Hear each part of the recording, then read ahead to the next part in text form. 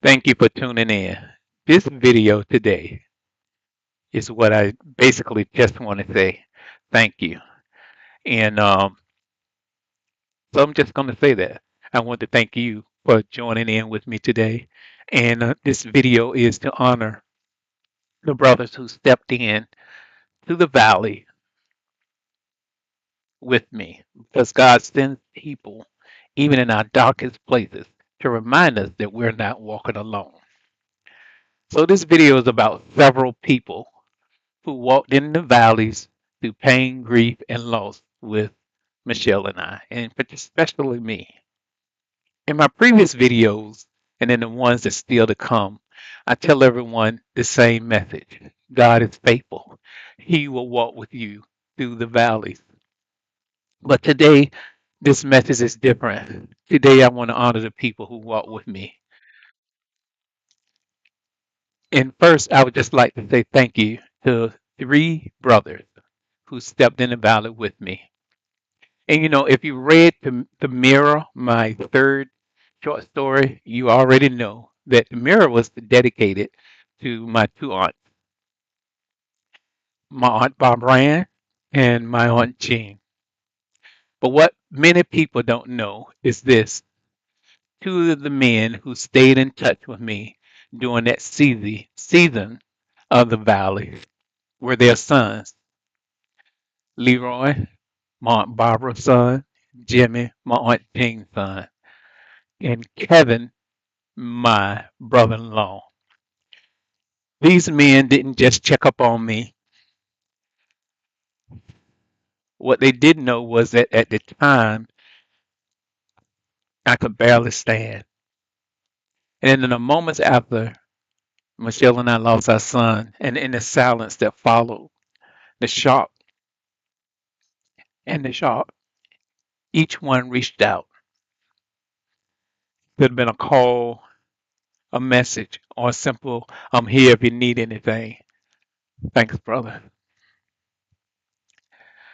And I just, but when the world is breaking and those words, words like that hit you, so, say, I'm here. So when your world is breaking and it seems like there's a low pace, just to get a call and say it simply, I'm here, and they stayed there. And then I like to say, you know, from the first day when we, just to add to that, from the first day to the funeral arrangements to the day in the Valley series became real. The day the Valley series became real, they spoke life into me. Words like, Phil, I'm proud of you. Those words helped me. They helped me breathe again. Thank you, personally. Michelle and I both thank you. But at times God just don't stop with family. I also like to say thanks to my pastor, Pastor Matthew, along with two other brothers from our church that drove almost an hour, almost 2 hours to stand beside me at my father's wake. So my son, 1 month, and then 7 months later, my father, still in the grief process. And for to have these brothers and know that they were there by my side, and I get out the truck, get ready to enter the wake, and they also exit the truck and walk with me in there. And I knew, you know, just to know that they were there and they, the depths that they did, the things that drive 2 hours just to know, hey, I'm here for you, brother. They were also there when Michelle and I needed them. And we just thank God for the three brothers, my Pastor Donald, and Brother Ken. Thank y'all. When I think about it, it's like their presence said, Brother Robert, I'm here and you're not walking alone. And then also, I want to say thank you to my friends. Um, and when there were friends, the ones who saw my videos once I started writing the Valley, and I would get a DM message, and after telling the the audience, my reading audience, about the making of the mirror, one of my ex coworkers, he DM'd me and he said, Creek, you're putting out a good message. The world needs to hear it. That message hit my heart. Sometimes we think inspiration, it'll come from all the likes you get on there on after a post or the followers you get, the numerous followers you get. But for me, it came from the quiet support of the people, those people who didn't let me walk through the valley alone. And I appreciate that. This coworker, Bert, matter of fact, his birthday was yesterday. A former coworker of mine. I always had respect for him and with his work ethics and all. But now I know he's not just was a coworker; he's a friend, and I appreciate it. So, brothers, um, these brothers were unexpected voices, but they helped me rise again. I didn't know when they would call or shoot a text, but they did just that. Um, their impact will live in every story that I write, in every video I record, in every message that I share with the world. And before I end this video, I want to speak directly to the men that's watching. Listen, this is another thing. You don't have to walk through the hard times alone. I know our brothers, we have to take care of the home front. We got to do our thing for our families. I'm a man. I can handle my own. But always know you don't have to walk through those hard times alone. God gives you people that will be with you there in the valleys, and they can be people from your family to your friends, to your other brothers who will stand with you and pray with you, and even may always shed a tear with you. And after I lost my father and my son, and then my mother, and all short span, people would ask me, say, Phil, how you doing? How you holding up? And I always would say, since you asked me, let me tell you. And what I'm telling you, they may be tears, or they were tears. I cried because I least the pain, and I refused to bury all those emotions and become physically sick. I was not going to do that, because I knew that hey, you couldn't walk through this alone, and I know how sometimes a man can bottle things up and keep things to himself, and end up the side effects from all that. So I was like, I won't gonna do it from blood pressure and all that, but I'm not gonna go there. But the thing is that I let them know, or whoever asked me, say I am not gonna. If you ask me, I'm gonna tell you one day at a time, 1 minute at a time, sometimes. And but God is keeping me, and it may have been a tear that shed during that time. And I just want to challenge the men, to tell you, you don't have to be silent. I know the word tell you to be silent, be strong. You can handle this, but handling it alone is not strength. Reaching out, letting someone walk beside you, that's courage. And if you're going through something, um, a loss, the pressures at work, stress, depression, a conflict. Don't isolate yourself. Call somebody today. Text somebody. Let someone in. From my experience, you'll go further, brothers, if you have someone beside you, um, than you being alone. And I just wanted to share that. And then, another incident just happened during the snowstorm. And then those who know me personally know that I had three surgeries on my right hip, and the last surgery, they wasn't sure whether I was going to walk again. And so from the side effects, I have numbness, uh, tissue damage of my right hip, and weakness of my right leg.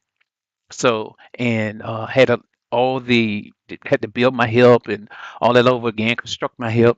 In Charlotte, all the orthopedics was a team of orthopedics that helped me get to this far and through prayer. With that being said, we just had the snow, and my driveway was full of ice. And I was like, okay, so I did have enough from salt from last season to go from my step when I step out my door, salt my step, apply some salt and step around my car. But my driveway is up on a hill, so if I word to back, I slide right down. So I had a whole driveway full of ice.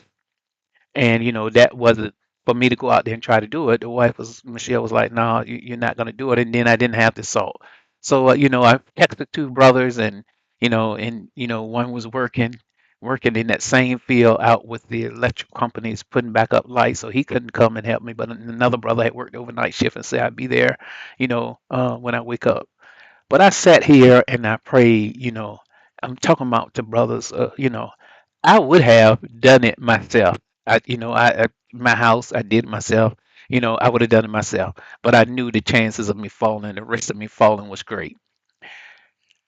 So I sat at my computer and I was like, before I sat down, I'm like, Lord, I've done all I can do. I want to get out there and get my driveway right so we can leave. But thank God we didn't have anything to do those several days after that. But then next thing I know, there's a knock on my door. And it's a brother that comes and says, "Hey, I'm from the Boy Scouts of America, and I heard you need some salt. Salted my driveway." That's what I'm saying. God can do the impossible when we look to Him as men and we pray to Him and believe that He can do it and trust Him. He will do just that. And just as simple as that, several hours later, He answered my prayer. Then also, God gives us people down here on earth that we can have relationship with, that will be with us through our times and through trials and all that. So God will take care of His side and do things that He can do, but He also gives us people here down on earth for to walk with us and be with us, and through challenges and hard times and loss, whatever you're going through. So remember that yes, God is able, but you also know that you don't have to walk down here through it alone, because God gives you those people in your life that can walk with you through whatever you're going through also. And I just wanted to share that, with you about the young man. And and I was surprised because I was like, where did this come from? And I knew it was God. God worked it out. He said someone mentioned that you needed. He didn't give me a name. He said someone mentioned that you needed help with your driveway. So I just want to remind you that don't let the valley make you silent. Let it make you supported. And if you don't have someone, look for a brother, connect with a brother, pray with a brother. Real men don't walk through battles alone, and be accountable. And I just want to end with what the word says. And this is a reflection of Psalm 63, that Psalm 63, 1 through 4. It reminds us that of King David. King David, if you read the Bible, it is one of the Psalms, 23rd Psalm, but this is Psalm 63. And David says when he was in the desert, "My thirst for you," this is verse 1, 63, 1. "My thirst for you in a dry place, in a weary land." So like I say, that relationship, that thirst for God, to have a relationship with Him in the dry places, in the place where the questions need to be answered for a man, or things are lost, or you're going through a grief, in that dry place. If you picture David being a king in a royal throne, and when I looked and I read into this scripture, it was like he was off the throne. David was in the desert. He didn't have the support. He didn't have the throne, the people around him for to help him. He was running for his life. And then in this time, he remembered the past and what God had done. And he said, "I thirst for you." So that relationship he had with the Lord, a man after God's own heart. He said, "In this place, in this time, God, I feel like I'm in a desert place. I'm in a dry land. And only you can reach me here in this place." And instead of pretending, he did. He reached out to God and reminded him, God, "Hey, I need you." So, when you need God's presence to walk with you, He will walk with you. He will give you water in that desert place. And the prayer when he prayed to God and he reminded him of his words, that's how David was filled. He said, "In the dry places, I need you." And then, in verse 3, he said, "Your loving kindness is better than life." So basically, he was saying, even in the desert, God love, and God, what you do for me and provide for me in these places, God, your loving kindness in this place, I know all about it because you are faithful to meet me here in the desert, in the dry places. And then that same love will be there for you in the dry places, in the deserts. And in verse 4, he says, so I will bless you as long as I live. In your name, I will lift up my hands. Why? Because God met him in the desert place, in the dry places of his life. Dry places, brother. He will meet you there in the valley, and he will forever bless him. You will forever bless him, knowing that God met you there and walked with you through things that you don't understand, through things you thought you could handle it on your own and you needed some help, but God met you there, and then He gave you the people down here on earth to walk through. So, and then David, after all that, he just had a natural response to say, I'm going to worship you. I'm going to praise you for the rest of my life because I know if it won't for God, and the older people say, if it had not been for the goodness of the Lord, where would I be? So I'm one of those persons. If it won't for God. So, brothers, if you in a dry place, just remember that God will meet you there, and then He will also give you those there, someone that walk with you through it. So stay connected, stay accountable, and stay strong, and keep walking through your valley. You're not alone with God and with brothers. Remember, you're not alone. Thank you, brothers, for all those who have walked with me through the valleys.